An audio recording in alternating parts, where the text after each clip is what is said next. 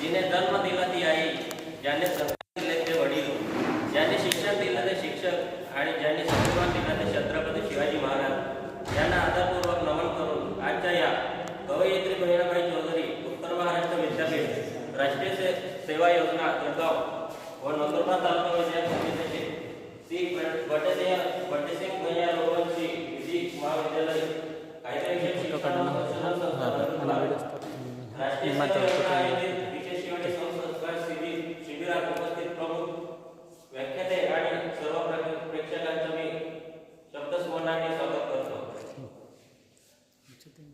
आजचे व्याख्याते Shri doctor Madhav Kadam sir हे जीटीपी महाविद्यालयात एक प्राध्यापक म्हणून कार्यरत आहेत. माधव कदम सर हे आमचेही शिक्षक होते, आम्हालाही शिकवले. सरांच्या आजच्या याचा हा श्यामची आई हा आहे.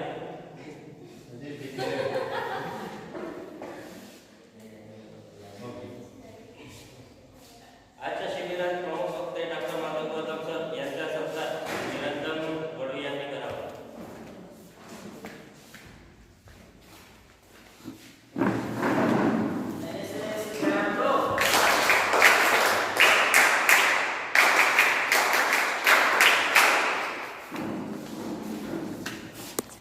यानंतर ज्यांच्या मार्गदर्शनाची अमृततुल्यवाणीची आपण सर्वजण वाट पाहत आहोत आणि ज्यांचे विचार आपणास नेहमीच प्रेरणादायी ठरतील असे आपले आदरणीय कदम सर यांना आपल्या मार्गदर्शनाकरिता आमंत्रित करतो.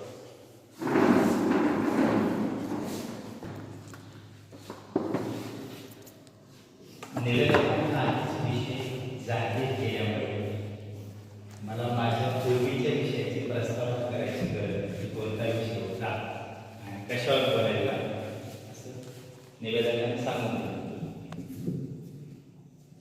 धन्यवाद. कवयित्री बहिणाबाई चौधरी उत्तर महाराष्ट्र विद्यापीठ आणि नंदुरबार तालुका विधायक समितीच्या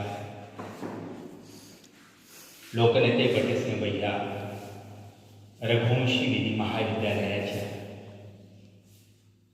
श्रमसंस्कार शिबिराच्या निमित्ताने आजचे विचार पुष्प आपल्यासमोर मांडण्यासाठी मला आमंत्रित करणार आमचे सन्मित्र आणि आपलं पालकत्व ज्यांनी स्वीकारलेलं आहे 7 दिवसाचं अशा आपल्या राष्ट्रीय सेवा योजनेचे कार्यक्रम अधिकारी आमचे सन्मित्र डॉक्टर किरण मराठे सर, या पालकत्वाला सोबत देणारे 7 दिवस आपल्यासोबत राहणार याच विधी महाविद्यालयाचे माझ्या भाषेत अर्थमंत्री आदरणीय जिरे नाना, या इथल्या MSW विभागाच्या मॅडम, आमचा सन्मित्र आणि कलावंत कुणाली, सर्व सहभागी बंधू आणि बहिणी, राष्ट्रीय सेवा योजनेच्या या 7 दिवसीय शिबिरामध्ये सुरुवातीला सकाळच्या सत्रामध्ये तुम्ही श्रमदान आणि त्यानंतर ज्ञानदानाच्या यज्ञामध्ये सहभागी होता. म्हणजे खऱ्या अर्थाने तुमची शारीरिक पण मेहनत होते आणि बौद्धिक पण मेहनत होते. यापूर्वी अनेक वक्ते त्यांचा विषय घेऊन आपल्यापर्यंत पोहोचले.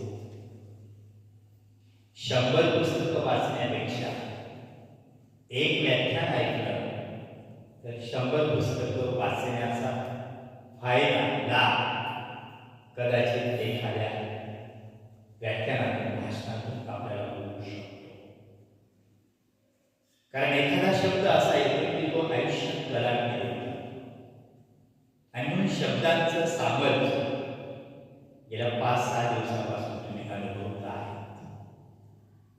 मी साहित्याचा माणूस असल्यामुळे शब्दांचं सामर्थ्य काय असतं याची मला चांगली जाणीव आहे. म्हणून आमचे कवी मंगेश माडगावकर असं म्हणतात की कधी कधी शब्द हा नुसताच शब्द असतो